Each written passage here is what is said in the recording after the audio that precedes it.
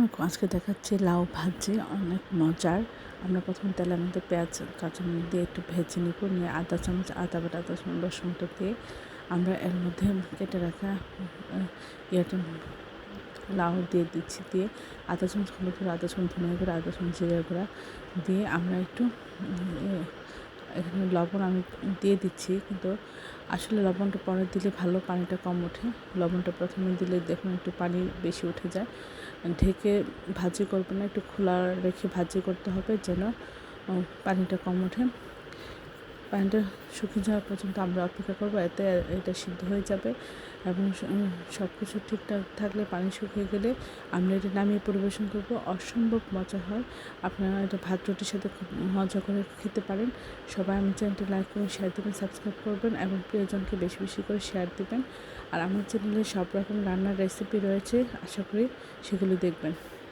আর এখানে আসলে রিয়েল ভাজিতে রান্নাটা অনেক দেখতে সুন্দর, খেতে অসাধারণ লাগে, কিন্তু এখানে মোবাইলের প্রবলেমের কারণে একটু কালারটা সুন্দর আসে নাই।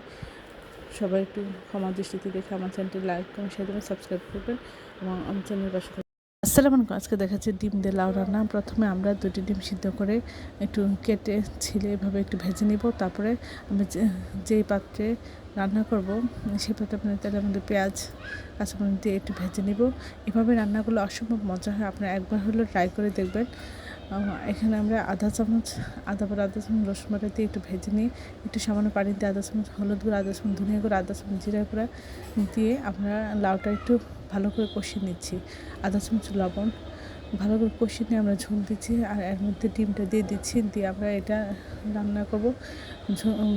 আদা লাউটা সিদ্ধ হয়ে ঝোলটা কমে মাখা মাখা হয়ে গেলে আমরা সব কিছু ঠিক থাকলে নামিয়ে পরিবেশন করবো।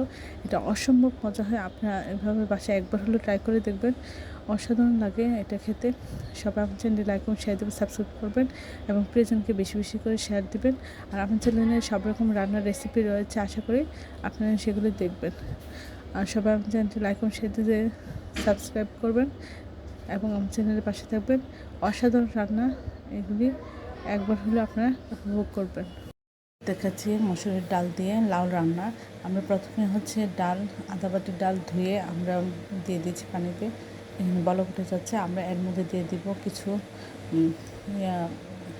2টি তেজপাতা, লবণ, পেঁয়াজ এবং কাঁচামরিচ দিয়ে আমরা এটা ঢেকে সিদ্ধ করবো। পুরোপুরি বলক এসে এটা সিদ্ধ হলে আমরা এটা ঘুটে নিব। তারপরে এর মধ্যে দিয়ে দেবো কেটে রাখা লাউ, তারপরে দিয়ে দেবো আধা চামচ হলুদ গুঁড়ো, আধা চামচ ধনিয়া গুঁড়ো, আধা চামচ জিরা গুঁড়া এবং 2-3 চামচ রসুন ছেঁচা দিয়ে আমরা কিছুক্ষণ কষাবো। সব কিছু হালকা একটু কষানো হয়ে গেলে আমরা এর মধ্যে দিয়ে দিব গরম পানি পরিমাণ মতো। তারপরে জাল হবে, সব কিছু লাউটা সিদ্ধ হয়ে যাবে। তারপরে আমরা এর মধ্যে দিয়ে দেবো তেলের মধ্যে পেঁয়াজ দিব এবং 3-4 চামচ রসুন ছেঁচা দিব, দিয়ে এরকম লাল লাল করে ভেজে নিয়ে আমরা এর মধ্যে ঢেলে দিব। অসম্ভব মজা হয় এই রেসিপিটা, আশা করি আপনার বাসায় একবার হলেও ট্রাই করবেন। এই ধরনের সুন্দর সুন্দর রেসিপি পাওয়ার জন্য আমার চ্যানেলটি লাইক করুন, শেয়ার দেবেন, সাবস্ক্রাইব করবেন এবং প্রিয়জনকে বেশি বেশি করে শেয়ার দেবেন। এই রেসিপিটা ট্রাই করলে বুঝতে পারবেন যে কতটা মজা হয়। আমার চ্যানেলে সব রকম রান্নার রেসিপি রয়েছে। আসসালামু আলাইকুম। আজকে দেখাচ্ছি ডিম দিয়ে লাউর খোসা ভাজি। আমরা প্রথমে তেলের মধ্যে পেঁয়াজ কাঁচামরিচ দিয়ে কিছুটা ভেজে নিব। তারপরে এর মধ্যে আধা চামচ আদা বাটা, আধা চামচ রসুন বাটা দিয়ে ভেজে নিয়ে এর মধ্যে আলু এবং লাউর খোসা কুচি করে কেটে রাখা সেটা আমরা দিয়ে দিব। এর মধ্যে দিয়ে দিচ্ছি আধা চামচ হলুদ গুঁড়ো, আধা চামচ ধনিয়া গুঁড়ো, আধা চামচ জিরা গুঁড়ো এবং আধা চামচ লবণ দিয়ে কিছুক্ষণ একটু ভেজে এটা ঢেকে সিদ্ধ করে তারপরে এর মাঝখানে আমরা তেল দিয়ে একটা ডিম দিয়ে দিলাম।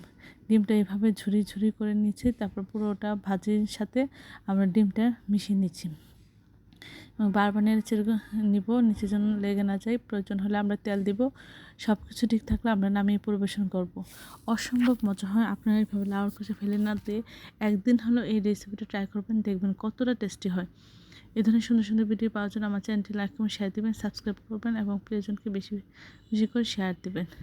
আমার রান্না চ্যানেলে সব রকমের রান্না রয়েছে, আশা করি এগুলো আপনারা দেখবেন। আমার চ্যানেলটি সাবস্ক্রাইব করবেন।